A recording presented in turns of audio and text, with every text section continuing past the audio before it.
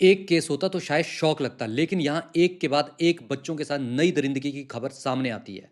पुणे के नासरपुर का हाल देख लीजिए, एक मासूम बच्ची के साथ वही ब्रूटल क्राइम हुआ जो हमने कई बार सुना होगा। सबसे बड़ा फेल तो तब महसूस होता है जब पता चलता है कि एक्यूज एक रिपीट ऑफेंडर था।